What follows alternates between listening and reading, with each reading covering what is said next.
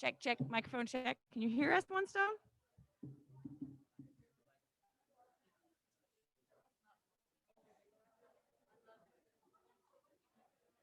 Okay.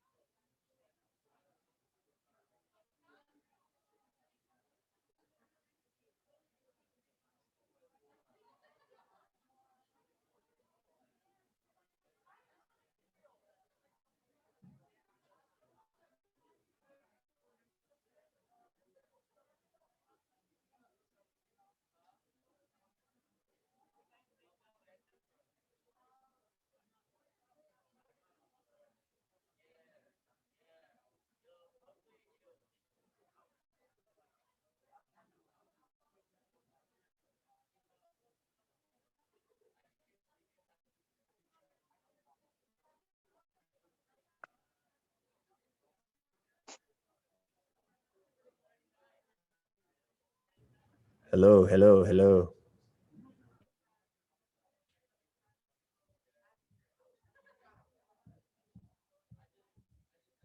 Check, check, microphone check. Can you hear us at One Stone? Can you hear us at One Stone? They can't hear anything at One Stone. Hello, hello, hello, hello, hello, hello. Michael Cullen said it's your end. We're projecting it into the room. So Will is on Zoom and can hear it. It's on your end.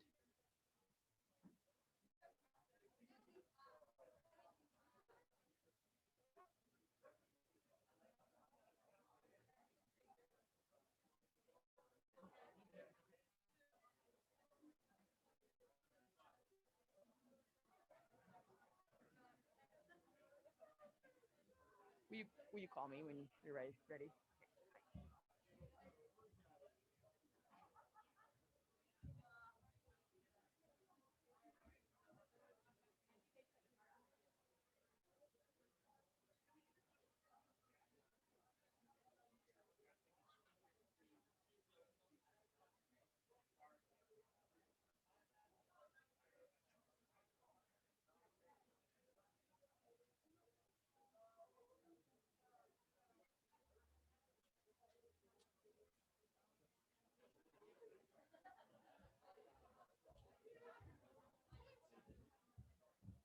Microphone check, check, check. Can you hear us?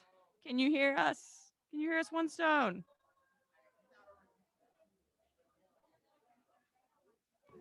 Can you hear me? We can hear you. I'm just trying to get over the speakers. Check, check, check, check, check, check.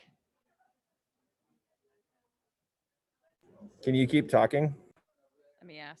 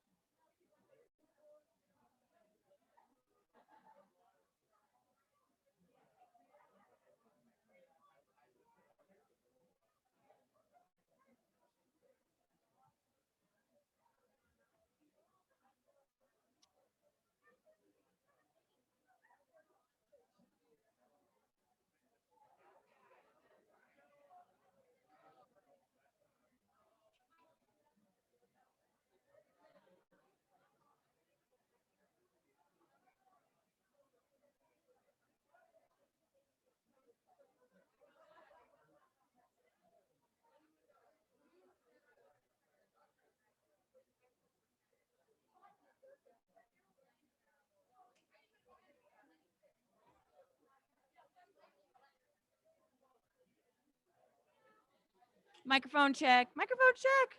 One Stone. Can you hear us over at headquarters? Okay. We're good.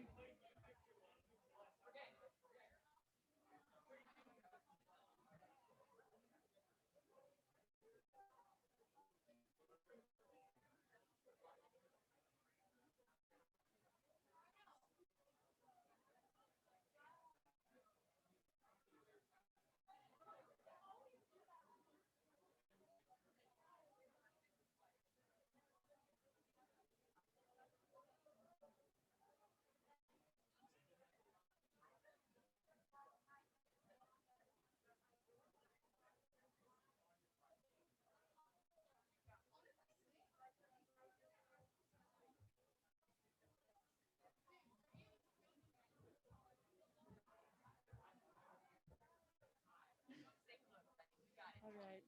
Hi, everybody. My name is Cassidy. I'm gonna read some for you, friend. Yeah, I'm like,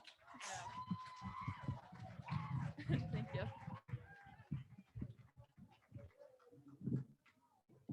All three of us are pretty tall. Yeah. Avery, we're gonna have to get this up really high for you.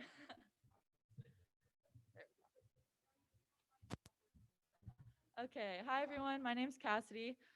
This is my Curation of Me, which is something that we do as Y Labbers to like commemorate our journey at One Stone and also thank the people that have helped us get to the end of it. So for mine, I focused on the topic of risk taking. I've never really viewed myself as a risk taker before, but I've come to know a new definition of the word risk. I take risks to overcome the things that keep me from being who I was created to be. This might not be through the types of risks that we see in books and movies, but the effects of those decisions have on who I am are just as big as those risks. My most recent risk was skydiving, and during that experience, I couldn't stop thinking about how much it relates to the life that I've lived and the plan that God has had for me. Okay, excellent. And they're getting a very little sound. How is the sound from you, Will? On April 14th, I went skydiving. It wasn't really because of the desire to do the thing itself, nor was it for bragging rights for the most part. I made a jump because I had no reason not to. I was bored and a little bit numb, and this is the way that I felt my sophomore year of high school. I was bored and meaninglessly cramming information into my head to make a perfect grade on a test. I was bored of thinking that my career options were something where I had to choose between purpose and something that I could make money with. At that point, I met a boy who was kind and fun and invited me into parts of my life that would inspire change. JD Rice became one of my most important friends and a catalyst for my life in every way. He invited me to the one event and told me about One Stone. I attended with my mom and listened in awe to Kylie Casper speaking about catch. And I learned that, or I turned to my mom and I said that I could never do something like that. After the one event, I filled out an application just so I had the choice to go. And as soon as I got an acceptance, I decided to go, but not because I was super excited about what One Stone had to offer or because I hated Mountain View, but because I just didn't have a reason not to. So I jumped because I needed something to make me feel alive. Most of the time, risk taking looks like that. It always seems to start with a flash of terror. When I arrived at One Stone, the first class that I signed up for was Michael Fitzgerald's American History through Forrest Gump. This class freaked me out, to say the least. After spending 2 weeks working together as a group, Michael asked us to do what we want. Doing what I want was a foreign idea to me. I was used to worksheets and due dates, not freedom. I wasn't afraid that my work ethic wouldn't be enough or that I wouldn't learn, but I was afraid of the pressure to be perfect and that I wouldn't create something meaningful without guidelines. During my first year at One Stone, I was swallowed whole by something called imposter syndrome. I hindered myself from creating meaningful relationships because I was convinced that I didn't belong at One Stone. For most of the time, I didn't realize this, and instead, I tried really hard to create things that would impress people. For my first year at One Stone, I did things to prove myself to other people, not to satisfy my own creative desires or curiosities. For all of the wrong reasons, I joined Hands Down Voices Up, where we planned a summit to inspire student voice and the importance of it. I, of course, supported this cause, but it wasn't my cause. It was Liam's and JD's and Kayla's and so many other people's than my own. I was searching for something to care about. And during this event, I realized what my role was in student voice when I had a conversation with a few teachers from across the country. They asked me about my experience at One Stone versus public school. I didn't try to script anything about student voice, which I knew nothing about, or try to stay on brand with something that I'm not. I told them my challenges of public school, and I told them what I've accomplished as a student at One Stone and what I've had the ability to do. It wasn't until they told me how much my story had inspired them as teachers that I realized voice isn't a collective thing. It's the ability to use your story and your experience to help other people and contribute towards something bigger than yourself. My problem with imposter syndrome, while incredibly annoying, brought me to create some really important connections with the people around me. I got to know Teresa Poppin, someone who cared for me and spent time helping me piece myself together after I realized that I had fallen apart. I became very close with my advisor, Jeff, who, even when I was a dramatic or a pain in the butt, was there for me. It was with the support of these people that I learned to say yes to things that I learned to love and do them for my own reasons. On December 10th, 2019, Caitlin Scales called me and asked me if I'd be willing to give a tour and facilitate a group from Education Reimagined. I was driving home from volleyball practice when I listened to the voicemail and decided to say yes. This is a really small task, but it was a big jump in believing that I had a role at One Stone. Showing the group of educators the building that has supported the best kind of change in me and sitting in a panel of students to answer questions about my school opened my eyes to how much One Stone really was mine. After this, I started to take on new challenges pertaining to my idea of how people see me and my belonging in a place like One Stone. I learned to love things for my own reasons, through a lot of trial and error with music and art. I saw the amazing minds around me and viewed myself as boring and incapable of being creative. I took a lot of songwriting classes, many of them with June, and no matter what I created, I discredited it because I couldn't play bar chords, which is stupid. But so later, alone in my bedroom, I learned to write music for myself. I began writing a collection of songs that document and transport me back to the biggest moments in my life. I created a musical diary that when I played those songs, no part of me worried whether or not it would fit the musical criteria of my peers, but they were mine.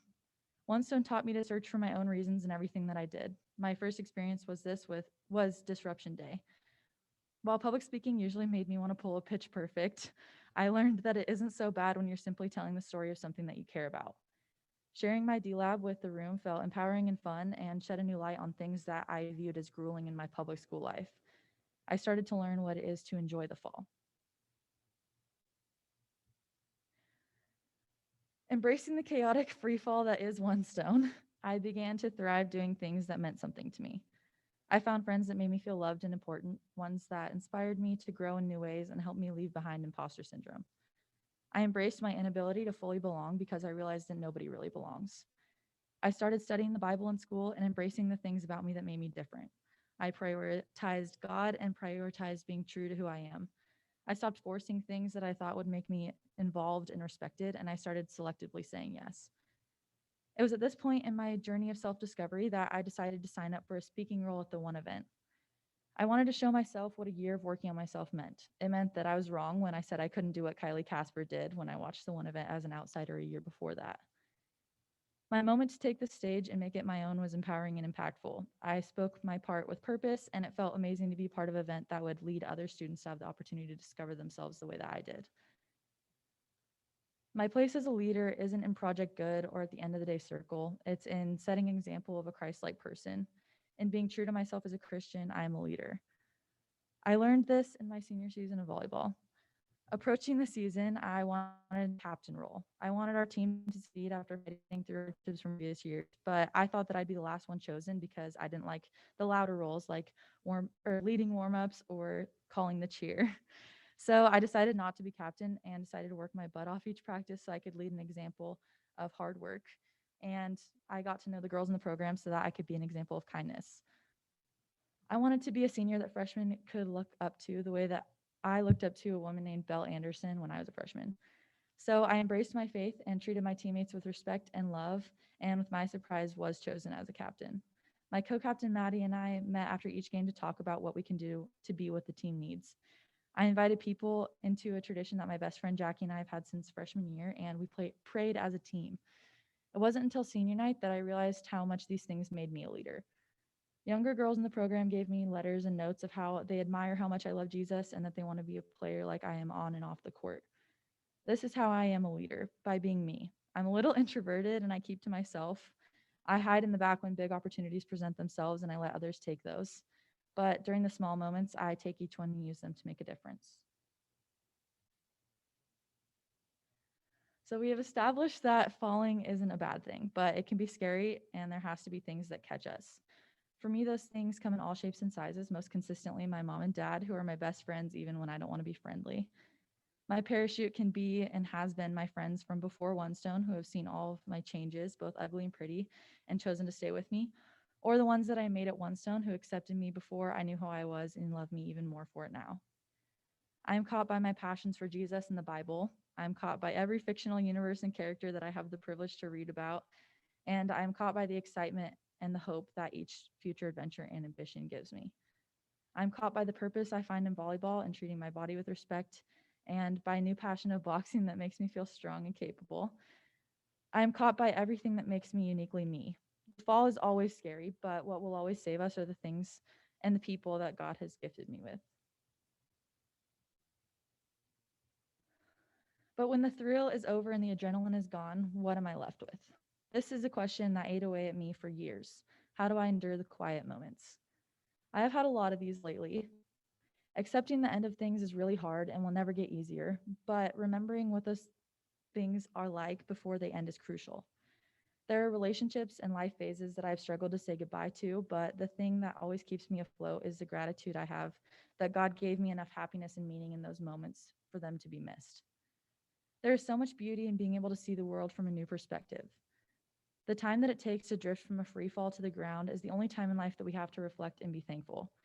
As I drift from a life that has created me closer and closer to the one that begins when I leave for college, I will not be bored or sad, but I will be grateful for something to look back on and to miss. Next year, I'm going to Whitworth University to play volleyball. I am very excited to experience a new atmosphere where I can be independent and grow in my faith. I feel ready to move forward using what I have um, from this life that has given me all of you and all the pieces that I am. Having a new adventure on the horizon is a beautiful stage in life because who doesn't love a sunrise? I'm not going to rush into the next thing that life has to offer me because I haven't yet had time to kiss the ground. Actually, that's the last one. Sorry. I have been told that jumping out of a perfectly good airplane is unnecessary, but we decide what's necessary in our lives. It's those decisions and those priorities that we place in our lives that determine who we are and who we're remembered as. At the beginning of the year, I was asked what I wanted my legacy to be, and I responded with my why statement: live to glorify my Creator through my identity in Him so that I may lead others to Christ. There's so much meaning behind this sentence and so much weight behind the legacy that entails. The fruit of the Spirit are love, joy, peace, patience, kindness, goodness, faithfulness, gentleness, and self control. I have lived each day at One Stone with the first priority of embodying these traits. I'm not perfect and I've fallen short of this countless times, but that is the legacy that I want to leave behind, one of love and kindness, and one that might show people who Jesus Christ really is. I have asked some of the people closest to me what words they think describe me to get an idea of the legacy that others say I'm leaving behind. Those words were faithful, creatively independent, hardworking, leader, determined, genuine, considerate, passionate, driven, wonder-tastical, full of integrity, responsible, and my best friend found this Greek word called meraki, and it's to do something with soul, creativity, or love, or when you leave a piece of yourself in your work. I love the legacy that I'm leaving behind because it isn't a forced one as it might have been.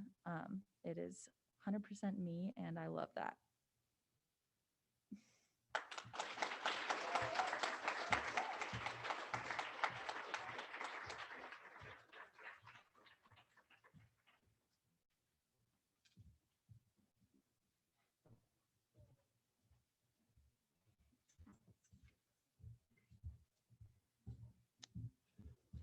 It's awkward squat time. Here we go.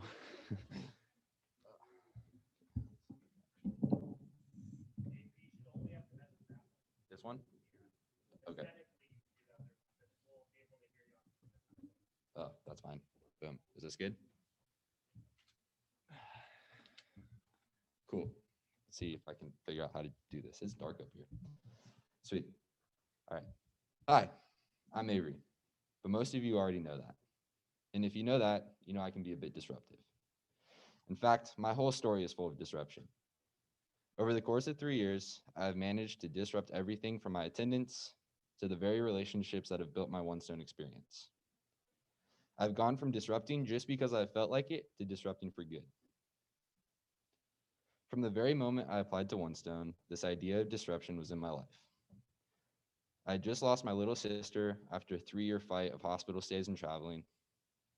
My brother, who I was insanely close with, was in and out of my life due to some intense mental health issues and an ugly custody battle. And I was more distant from my adoptive dad than I'd ever been before. I was hyper, emotional, and I didn't know what to do with myself. I felt like I had no friends and I couldn't get close with anyone because of this constant theme of people leaving my life. I needed change, and Winston happened to be where I looked. My mom had sent me a text saying, I think you should apply for this school.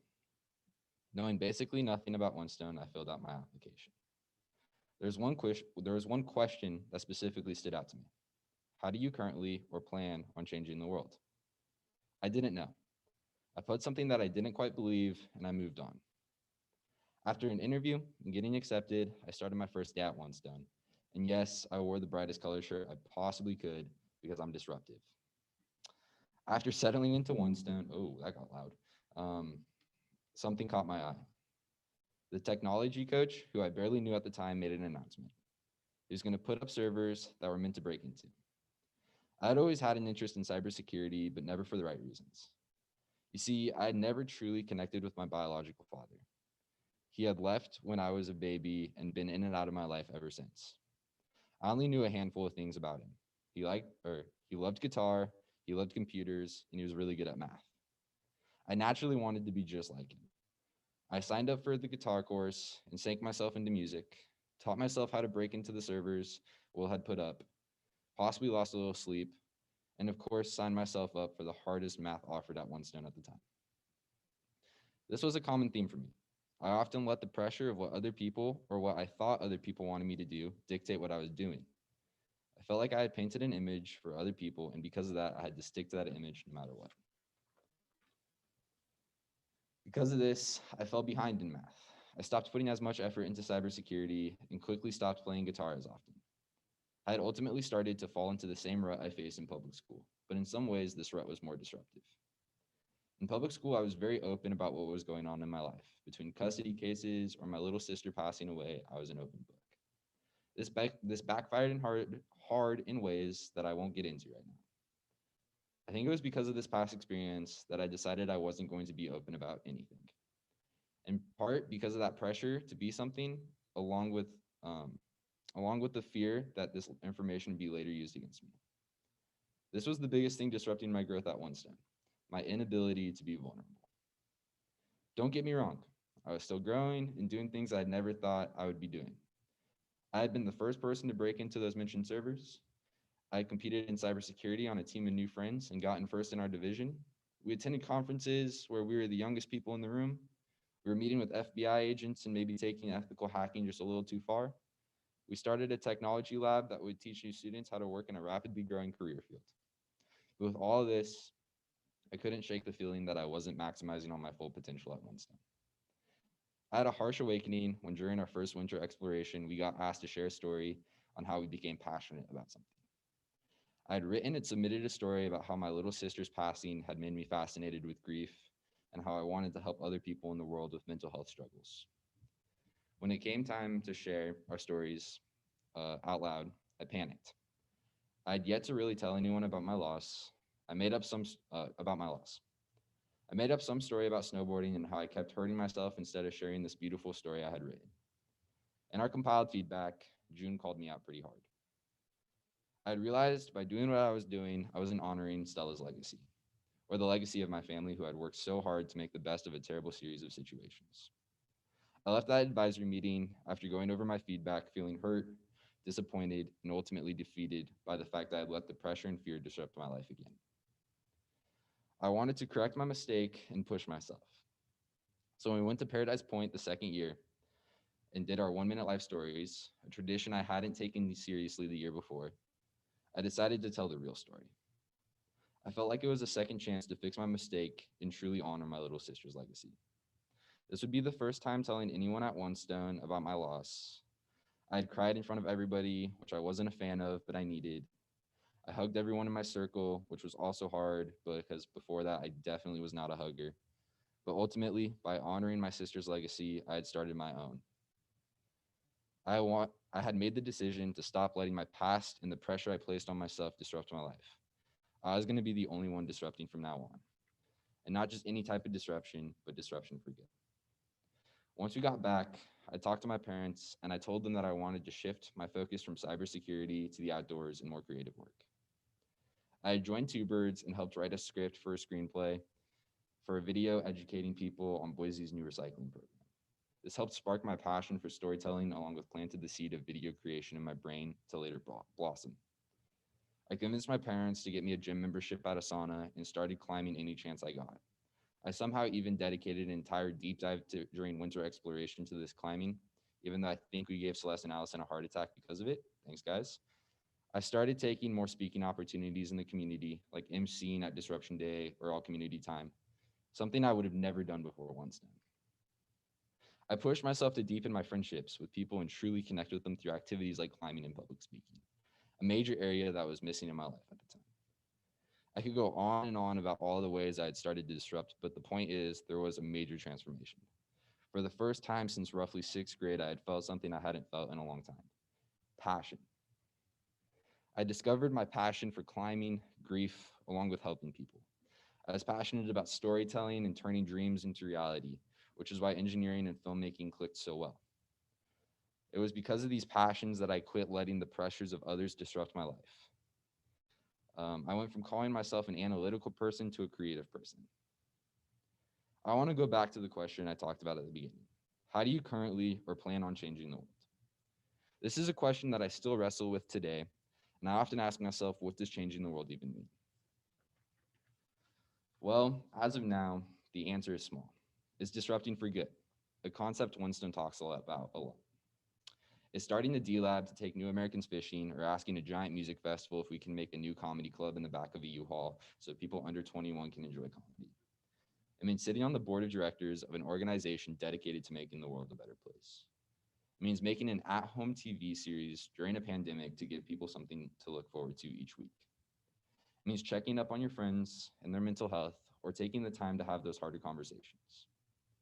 It means sharing stories of your little sister in college essays or legacy videos to model vulnerability for other people. It means playing music on the street completely randomly, even if you don't know how to play guitar. It means dancing your heart out in public or getting on stage during a fundraiser and putting it all on the table without a script. It means embracing your spontaneity and using it as a tool for good. It means pushing yourself emotionally, academically, and socially. It means not letting the pressures of other people decide your life. It means disrupting and being a disruptor for good. Thanks, guys.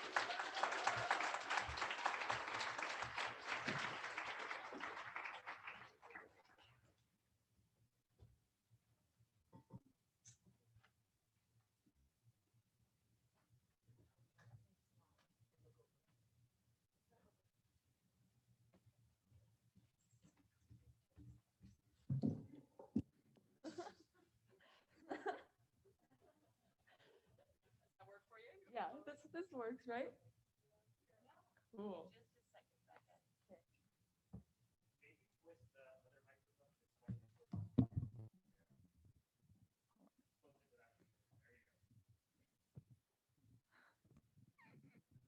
Sweet.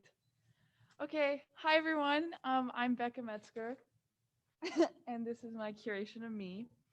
I just kind of wanted to say that I had such a hard time getting started on this presentation. I think it's sort of this like fear of not including everything.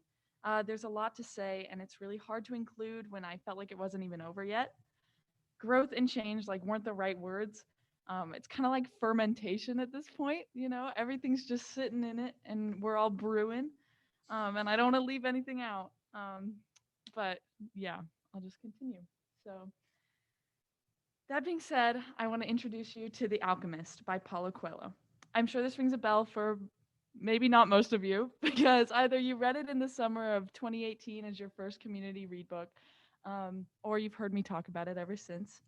The Alchemist is my favorite book of all time. I've probably read it 7 times in the past 3 years. The book opens in the middle of dusk to the boy Santiago with his sheep in an abandoned church in Spain.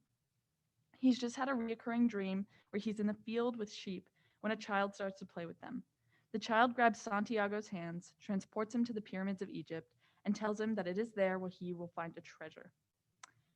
However, as the child begins to say the exact location of the treasure, Santiago awakes. As he rises, he notices that most of his sheep stir too. The book says, it was as if some mysterious energy bound his life to that of the sheep with whom he spent the past several years.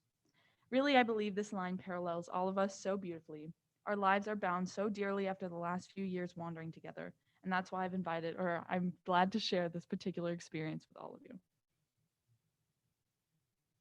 The next morning, Santiago takes his sheep to a nearby town to sell wool.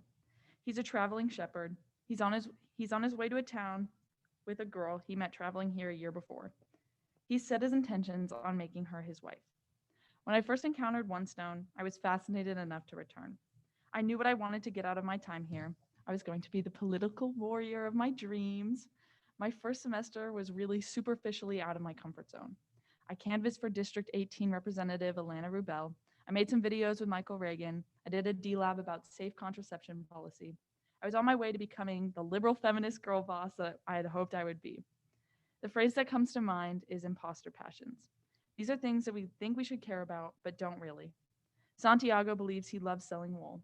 I believed I love debate. What's interesting, though, is that my relationship with nature keeps peeking through all my old work. My vision statement was plant your footprint. My vision board is overwhelmed by glorious, untouched landscapes. I really wanted a legacy, and I reflect on that a lot. From Santiago recalls meeting the girl he plans to propose. She says, well, if you know how to read, why are you just a shepherd? The boy mumbles an answer that allows him to avoid responding to her question. He was sure the girl would never understand. I think if you had asked me back then how my first year was going, I would have. Sorry. I think if you had asked me back then how my first year was going, much like Santiago, I would have dodged it with buzzwords and static. It wasn't going well. I wasn't comfortable in my own skin. I couldn't connect. I knew this was where I wanted to be, but I couldn't bring myself to face it. Santiago begins to think about staying in the same place forever with this girl. He begins to resent his current life, his sheep, his travels. Knowing that year could have been better, I resented the school and I resented myself. It's funny how knowing things could be different make you unsatisfied with the ways that they are. I wish I could tell first year Becca to relax, to stop trying so hard, to embrace her discomfort and mourning and angst. I would tell her to reread this line in The Alchemist. It's the possibility of having a dream come true that makes life interesting. Anyways, before revisiting the girl, the boy goes to an old woman to interpret his dream. She tells him that he must go to the pyramids of Egypt and find his treasure. He's annoyed and decides he does not believe in dreams. Funny how we're all often too proud to listen to the messages right in front of us. My advisor, Michael Fitzgerald, had been trying to coax his patience into me the whole time. I was very stubborn, but he did not let up. Santiago goes to wait in the town square, and an old man sits next to him and insists that the boy must pursue the treasure. The old man discloses to the boy that he is, in fact, an old king, and his role is to help people like Santiago who are turning their backs on their sense of purpose for something greater than themselves. The boy must root himself in his desire for adventure. He must not turn away from his dream. People learn early in their lives what is their reason for being, says the old man with a certain bitterness. Maybe that's why they give up on it so early, too. But that's So the way one it is. thing I was on When the I phone was with 6, my dad took me on our first backpacking trip to Duck Lake in Payette National Forest. I know it'll sound contradictory, but there are a few things as freeing as being truly grounded in your environment. I remember really vividly the smell of the trees and the intimidating view from the trailhead. I think I had always felt more strongly about my relationship with the environment than I did with policy and politics. I feel like I suffocated that passion for the outdoors that first year because I was desperate for that recognition and legacy. I wanted a career that would have a title with a capital T. I decided that nature would be a hobby. The boy, although resistant to the king at first, accepts that he must go to the pyramids. A big part of my journey has been accepting that this is the place that I need to be. The king leaves the boy with a message to listen to the omens, and as Santiago first steps into his journey, he's robbed by a guide who promised to lead him to Egypt. And so he weeps. One of the greatest lessons I've learned here, and I'm sort of still continuing to learn, is the significance of vulnerability. At this point in the book, Santiago is reminded that the king is still with him and is grounded in his journey. Nothing can anchor me like crying can, and first year was filled with lots of tears of every kind. My parents and my former advisor will recall me crying at my second portfolio review.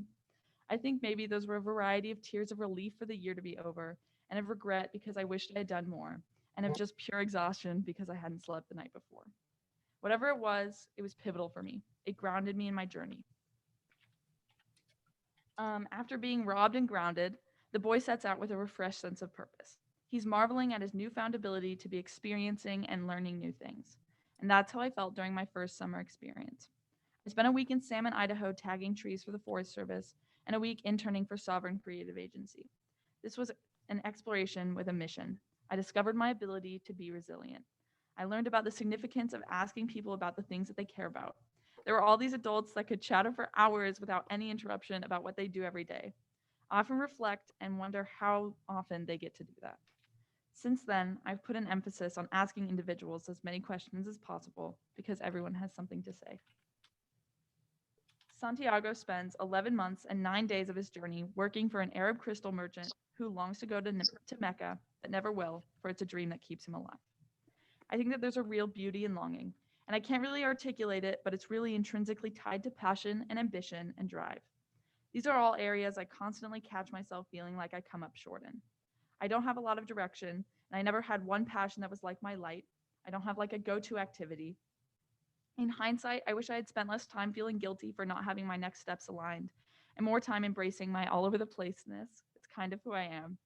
While working for the crystal merchant, the boy experiments with a variety of improvements to the store. And although maybe I didn't see it at the time, I was fortunate enough to experiment with a variety of passions throughout my journey. In my first year, I was able to participate in mock trials, host a food waste workshop, sleep in a snow fort, create my own brand of candles, and most importantly, grow mushrooms under the cabinets with teal. That's the real beauty in innovation, variety. The merchant teaches the boy the word maktub, which means it is written. So Santiago sets off to join a caravan and continue his journey to Egypt. In this caravan, the boy meets an Englishman who, in a literal sense, is a storyteller. The Englishman tells him of the alchemist, and that's the man who knows the language of the universe. Meeting Matthew Darren taught me about reading. Oh, wait, hold on. Meeting Matthew Darren in the beginning of my second year was probably the greatest thing to ever happen to me. The funny thing is that he too is a wildly profound storyteller. Matthew taught me about reading the world around me and about the radical acceptance of myself and others.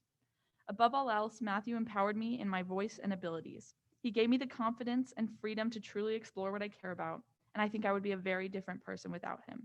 And I'm fortunate enough that since he's left, he's remained a close and meaningful mentor. The caravan arrives at an oasis in the desert, and this is where the boy finds his people. I feel as though I really found my people in my second year. Here's something stupid that you hear all the time and is easy to dismiss, but is really, really true. Loving others is easier when you love yourself. The alchemist goes, the most important part of the language of the soul of the world is that all the people in the world speak this. It is the language that everyone on earth was capable of understanding in their heart. It is love. Through my storytelling design lab, I built a new relationship with my understanding of love. It really is the language of the universe. At this point in the book, the boy has visions of hardships and meets the alchemist, who guides him through the potential war at the oasis. The alchemist encourages Santiago to turn to the desert and the wind and his heart and find the next steps in his journey. At this point in my time at One Stone, we were put in lockdown. I was not prepared for the hardships that my family would face. And here's what I remember most from this time last year. Number one, crying on the phone with Michael Fitzgerald. What next steps could I possibly take? And I turned to the advice he gave me in that moment every single day. He said, when you doubt, be kind and be true. There's nothing else you can control. Be kind to yourself and others, and be true with yourself and with others. And number two, walking with Roy and Maya for the first time since quarantine and telling them and only them what had happened. Their kindness and their patience got me through the hardest week of my life. While speaking to the desert, it says to Santiago, the two hardest tests on the spiritual road are patience to wait for the right moment and the courage to not be disappointed with what we encounter. Maybe that quote doesn't fit right in here, but it feels right. The two of you have the patience and the courage, and you make it so contagious. The two of you and Michael have taught me so much about kindness and trueness, and I love you dearly. Um, the boy speaks to his own heart, to the desert, to the wind, to the sun, and to the soul of the world. And so he arrives at the dunes of Egypt. A scarab beetle is scuttling in the earth by the pyramids, and the boy begins to dig there for his treasure as he knows that this was an omen from the soul of the world. He digs for hours, and yet there is no treasure. Soon some figures approach and beat him and rob him for any gold that he may have left. Not to be dramatic, but I'm going to draw parallels from this point in the book to the beginning of the fall of my third year here. Michael and Matthew leaving the school felt like a real disaster for me. What mentors would I turn to now? Once again, I was caught up in bitterness. Santiago contemplates giving up and dying right there, treasureless, at the feet of the pyramids. I had many serious conversations with my parents and mentors about dropping out early this year. However, I'd like to call back to the quote I just read to y'all, which is, "We must have the patience to wait for the right moment." And thank God that I did. As the figures leave, one tells Santiago to not believe in dreams, for he's once dreamt of a seminary in Spain but never went. There would be no treasure for him, so he would never try. Resilience is the true key. In staying, I allowed my relationships with many of you to ferment and grow and blossom. I connected with Michael Reagan, who's proved to be one of the greatest role models. I spent many hours with Teal and Teresa talking about mining and mushrooms. And in my Y Lab, I was able to spend an hour talking to and learning from one of the most influential mycologists today. I installed my own art at Piehole. I made a zine about my love for rivers. I rooted myself in my love for the environment. I spent as much time camping and climbing with my people as possible. I spent hours chatting with people about music and about jewelry and about books. I reconnected with my presence and my environment and myself. The boy realizes that he must return to Spain. You'll recall that this is where he's from, and he finds his treasure. And now I'll read you this passage from The Alchemist. Sorry,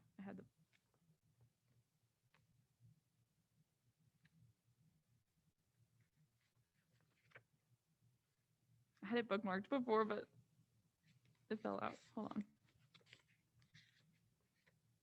Okay. "You old sorcerer," the boy shouted up to the sky. "You knew the whole story. You even left a bit of gold at the monastery so I could get back to the church. The monk laughed when he saw me coming back in tatters. Couldn't you have saved me from that?" "No," he heard a voice on the wind say. "If I had told you, you wouldn't have seen the pyramids. They're beautiful, aren't they?" Um, Hold on. Okay, yeah. And now I'd like to take an opportunity to thank all of you. Maybe it's silly to say, but I feel as though this journey was written for me, mocked up. I need each and every one of you to be a part of this with me, and I'm eternally grateful that you have been. Thank you so much for being a part of my journey and guiding me to my treasure. I'm enthralled by each and every one of you, and I love you so, so much.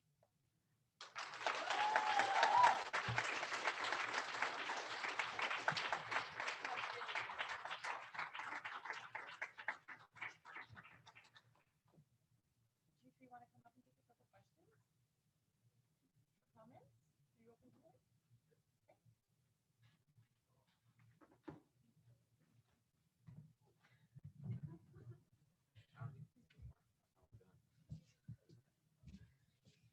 You might put in the chat that if folks at once don't have questions or comments, they can re-ask them.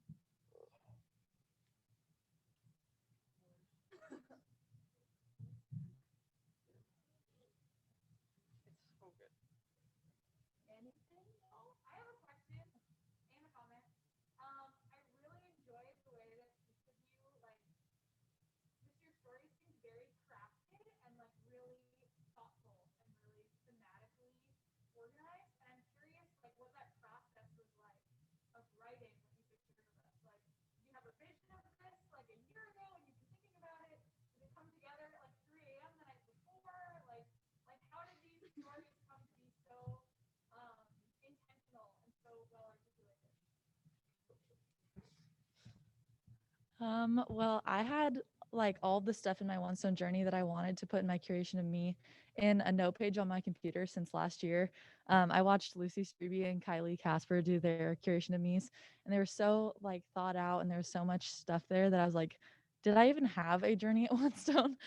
So I made like the notes of all the things I wanted to include. And then the skydiving part, honestly, I just wanted an excuse for my parents to say yes. So I told them it was for a school project. And then I crafted it around that experience. Yeah, so the question is uh, if we have known what we were going to do for a curation of me since like last year, or if we just came up with it like last night, basically. Um, and so, yeah, for me, it was a lot of like talking to my advisor and like, hey, or I guess both my advisors, Will and Michael Fitz, being like, hey, what is something that sums up my one stone journey? And they're like, well, you kind of disrupt everything, dude. And so it was kind of just along the lines of like, what have I done that's been disruptive? And then I kind of realized like going even deeper and acknowledging that there's things disrupting my life, and I started disrupting those things. So yeah.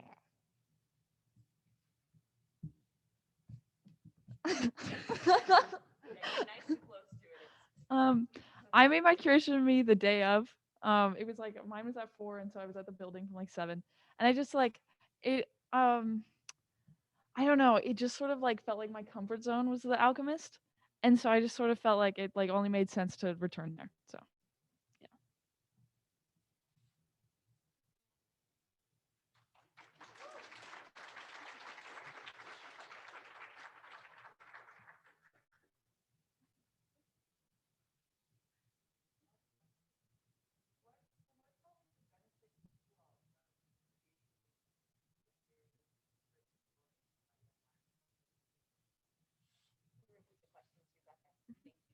The question was like, what was the benefit to all of us about creating these like rich stories about our lives? Um, I think the most meaningful part for me was just like giving gratitude to the people in my life and just like having the opportunity to like tell everyone how much I love them and then like be able to pinpoint the specific points in my journey that they like really were pivotal in. So,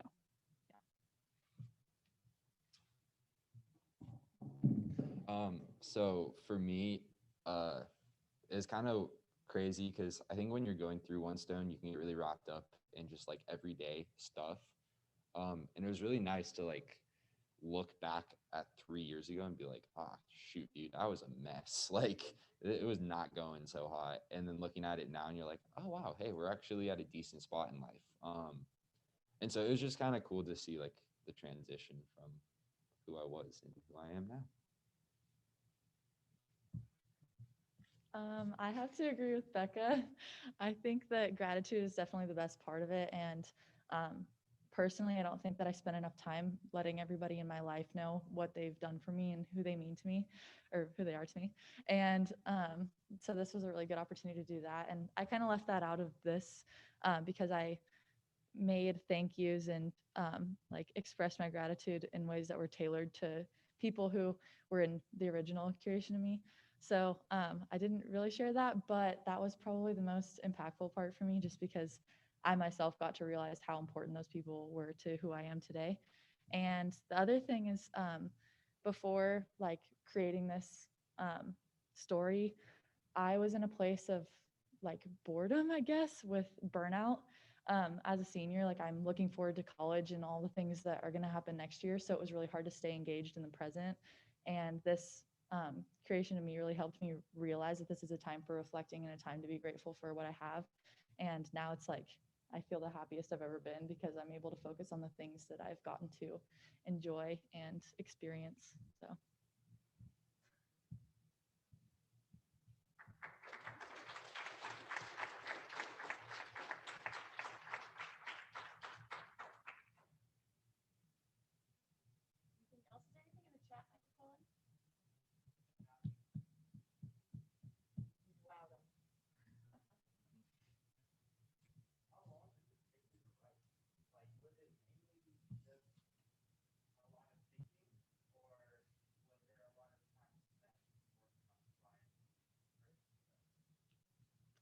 All right, sweet. So the question is, how long did it take to write these? Like, if there was a lot of thinking or actually writing.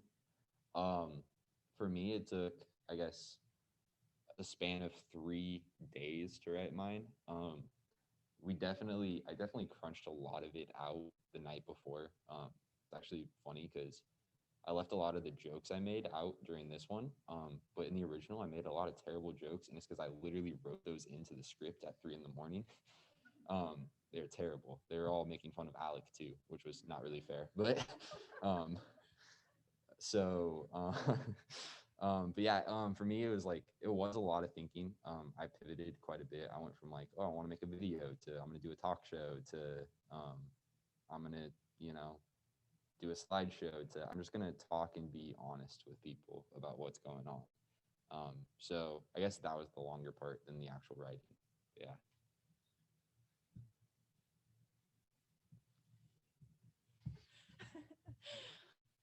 I would say thinking about it took a lot of time for me, but writing it didn't take much. I started out as soon as I knew I wanted to do the skydiving narrative. I created in InDesign like slides for each Google slide and wrote down like what I wanted, like the criteria to be of each one. And that took me like a week to just like think about like what I wanted to include and tell people. But writing my script took me like less than an hour. Um, I think that the like longest part was just writing down what I wanted to say to individuals.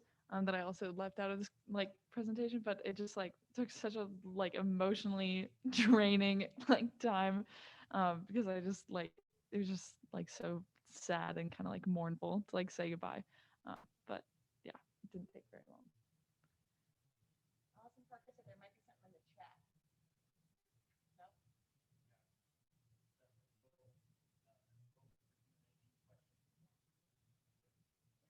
Oh.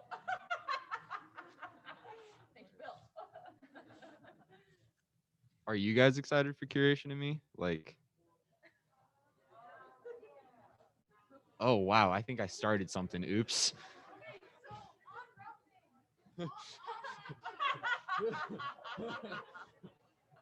Okay.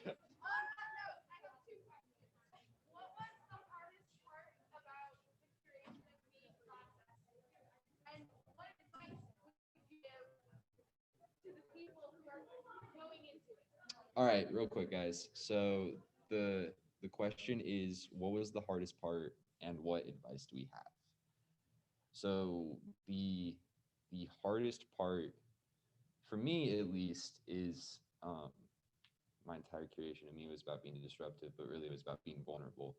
And it's like during the actual like presentation, I was having a really hard time being vulnerable. Like I kind of broke down halfway through, and I was like, ah, this is not the way I wanted this to go. I guess my advice is to embrace that. It makes for a beautiful moment that I think all of you will remember for the rest of your lives. I know I will, especially because when I broke down, I was thanking my advisor. And so it's just like, just there he is. I don't call him big man anymore. I call him little man now. But yeah, so just like really embrace the emotions behind it because it is okay to feel the emotions behind your creation. I mean, there are a lot of emotions. It's a 3-year journey. It's okay.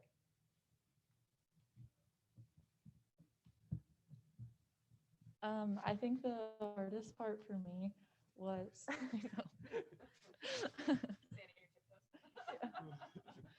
I think the hardest part for me was figuring out what to put into it because my first like two drafts of like what I was gonna put in there left out like all of the bad things and like all of the things I went through that like only really Micaiah and Gracie know about. And so I like had a really hard time like forcing myself to put things in it that were real. So I guess my advice is put real things into it, but also the time that you're like creating the curation of me is kind of grueling because there's like disruption day and you're finishing up your Y Lab project and there's just a lot of things that you're trying to finish up at the end of the year. So I know for a lot of people it was super stressful to put this together, but I guess just live in the moment and like let yourself be grateful for the people in your life and like let it be a time of reflection for all of the good things that happened while you're at One Stone and don't let the workload take away the meaning for you.